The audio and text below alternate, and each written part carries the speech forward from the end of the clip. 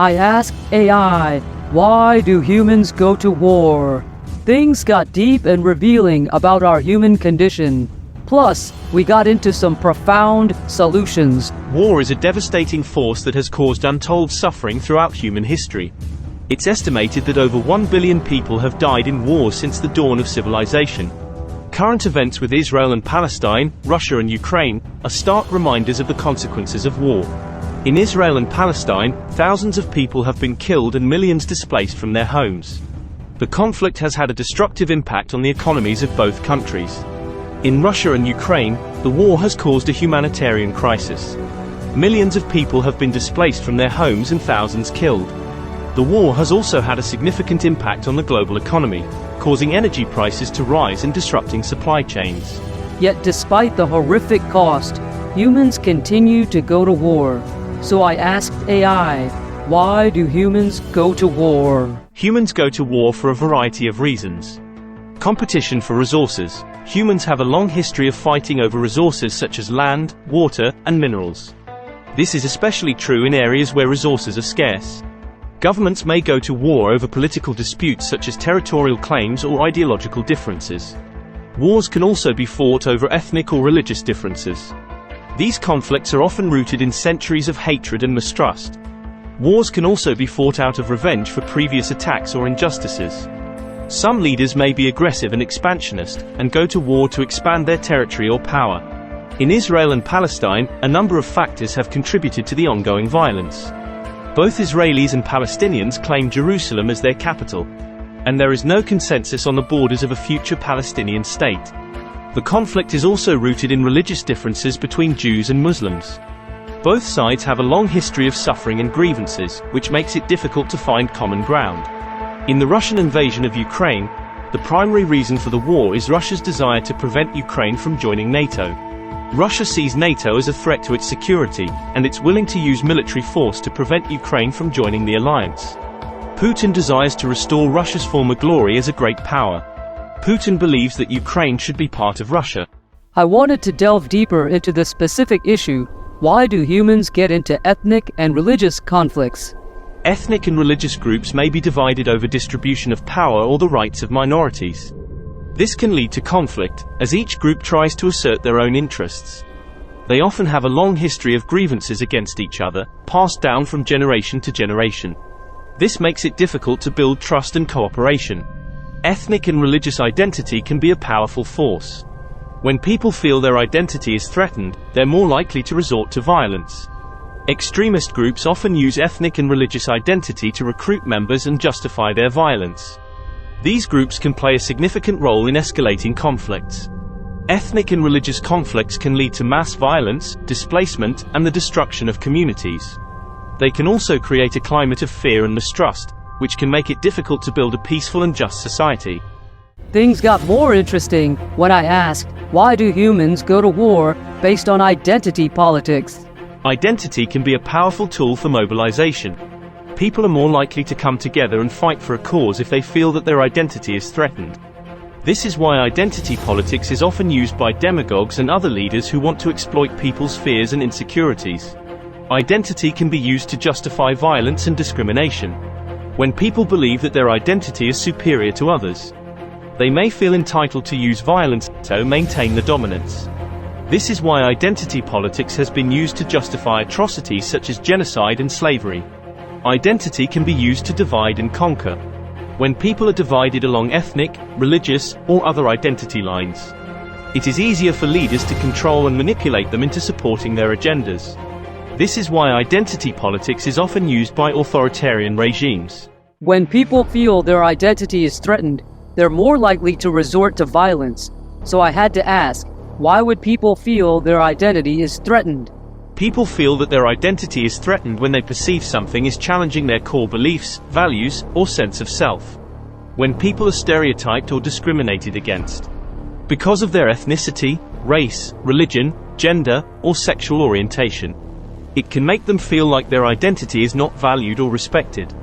When society is changing rapidly, it can be difficult for people to keep up. This can lead to feelings of uncertainty and anxiety, which can make people feel more vulnerable to threats to their identity. When people are struggling financially, it can make them feel like their identity is being threatened.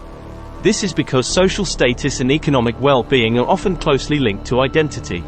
Political conflict can also threaten people's sense of identity. This is because political beliefs are often closely tied to core values and beliefs. These experiences can challenge people's beliefs about themselves and the world around them. Political leaders and extremist groups use ethnic and religious identity as justification for aggression and war, which creates a vicious cycle of attack and retaliation. If we are creating wars based on different identities, I started searching for solutions by asking, what do wisdom teachings say about identity? Wisdom teachings from all over the world have a lot to say about identity. Here are some of the key insights. Identity is not fixed. Our identity is constantly changing and evolving. It is shaped by our experiences, our relationships, and our culture. Identity is not separate from others. It is connected with those around us. We are shaped by our relationships with our family, friends, and community. Identity is not about labels or categories.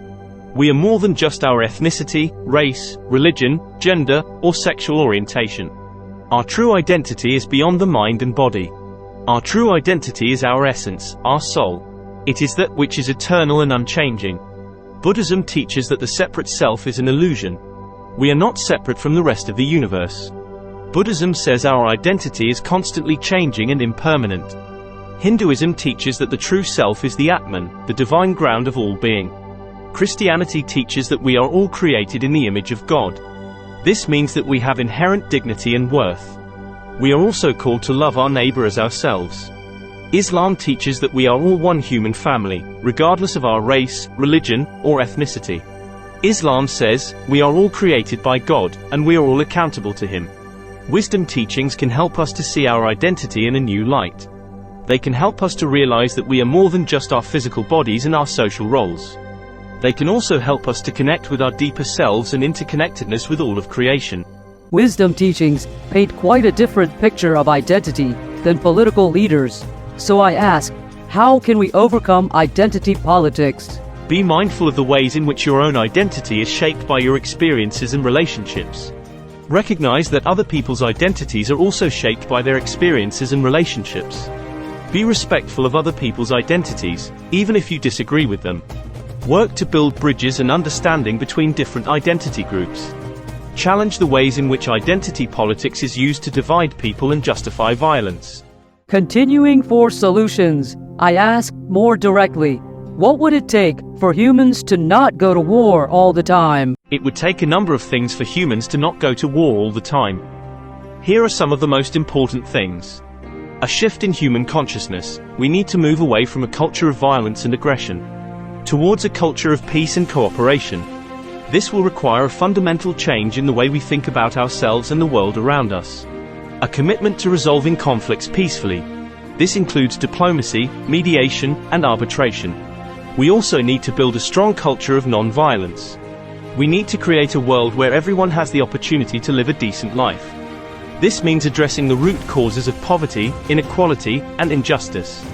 When people feel that they have something to lose, they are more likely to resort to violence. We need a strong international system that can uphold laws to promote peace and security. This includes the United Nations and other international organizations. We need to educate people about the dangers of war and the importance of peace. We also need to raise awareness of the root causes of conflict and how they can be addressed peacefully. It will require a concerted effort from individuals, governments, and international organizations. However, it is essential that we work towards a world where war is no longer an option. Here are some specific things you can do to help create a more peaceful world. Educate yourself about the root causes of conflict and how they can be addressed peacefully. Promote peace and non-violence in your community. Support organizations that are working to build a more just and equitable world. Hold your government accountable for its policies towards war and peace. Together, we can create a world where war is no longer an option. What do you think about these responses? Please leave your comments to continue the discussion. Like and subscribe to see more videos like this. To dive deeper into how to break free from social conditioning and reclaim your own inner wisdom and power, watch these videos next on the pop-up screen.